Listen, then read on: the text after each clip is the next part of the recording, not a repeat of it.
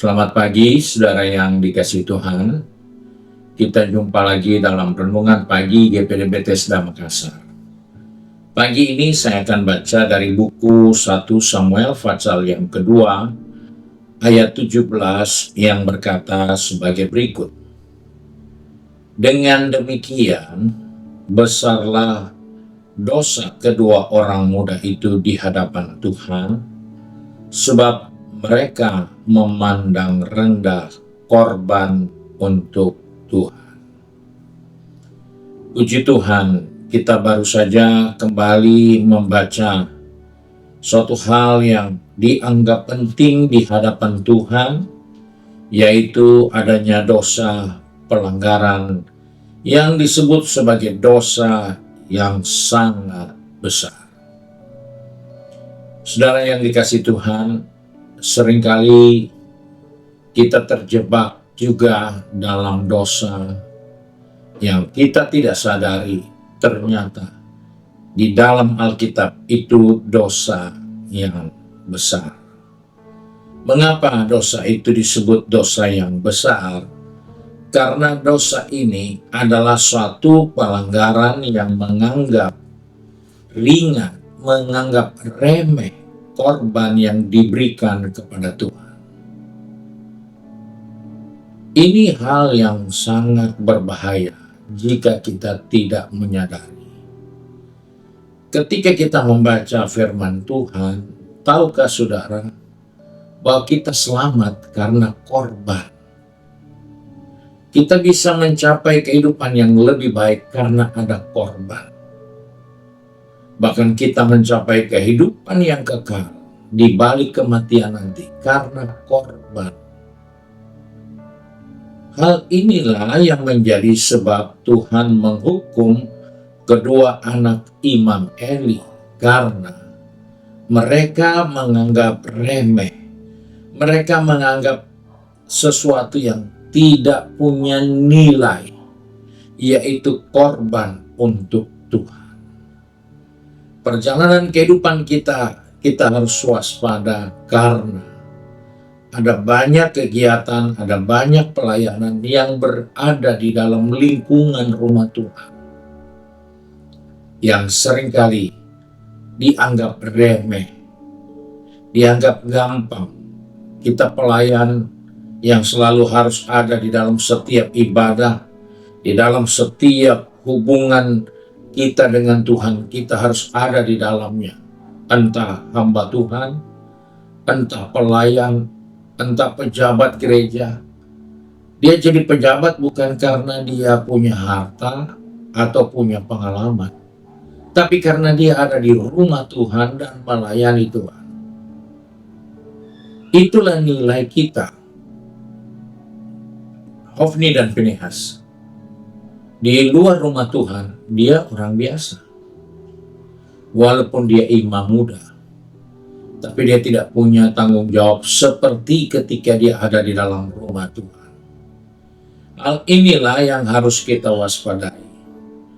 Karena Alkitab sudah dengan jelas katakan, mereka menganggap ringan, mereka meremehkan apa yang mereka harus kerjakan di dalam rumah Tuhan. Dan hal ini merupakan teguran buat kita juga sebagai pelayan-pelayan Tuhan. Kita tidak sadar bahwa kita sedang melayani Tuhan, sehingga kita seringkali menganggap remeh hal-hal yang kita harus beri kepada Tuhan dengan rasa takut dan gentar karena kita mengasihi Dia.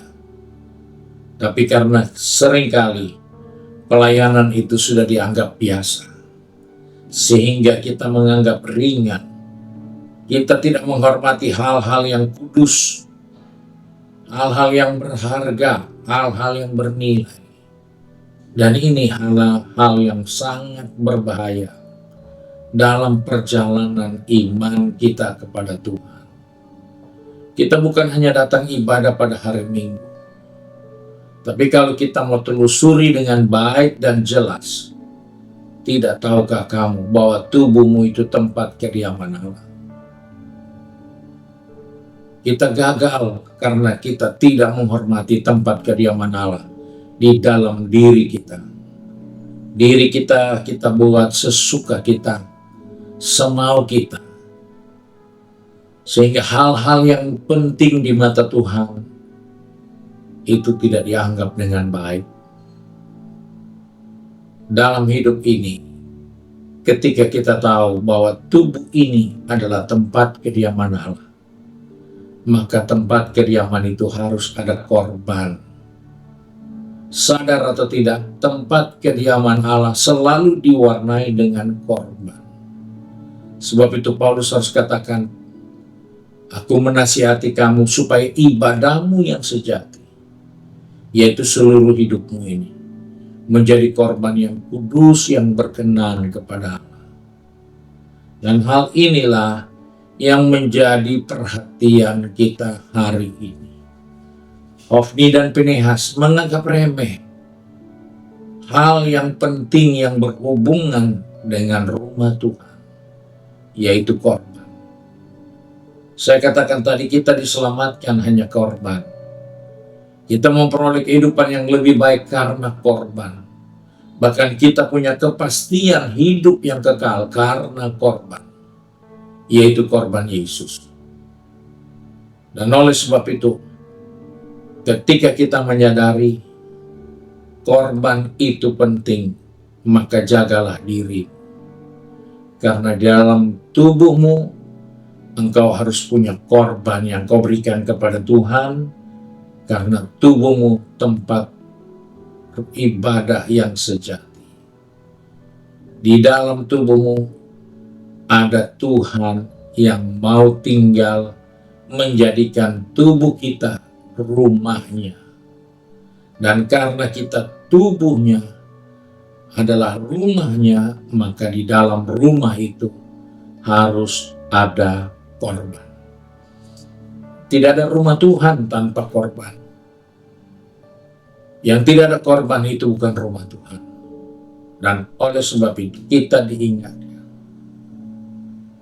bahwa sebagaimana Hofni dan Pinehas menganggap remeh, menganggap tidak penting korban yang harus diberikan kepada Tuhan, mereka binasa.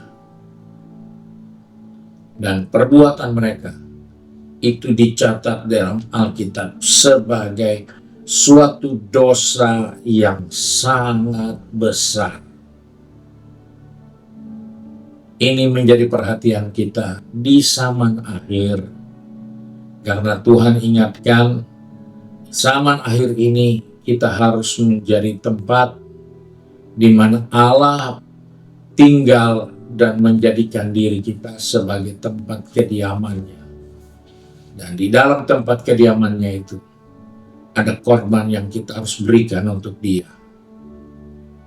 Dan itulah tanggung jawab kita dalam menghormati kemurahan Allah, kasih setia Allah atas kehidupan ini.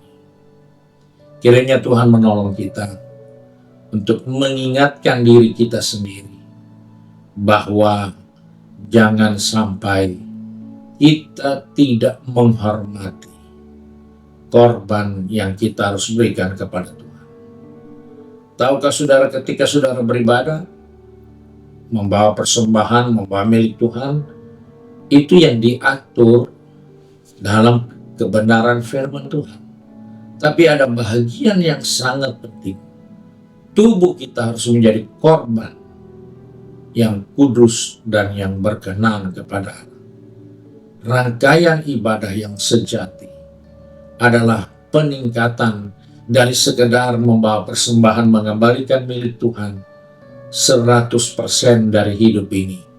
Harus menjadi bahagian ibadah yang menghormati Tuhan.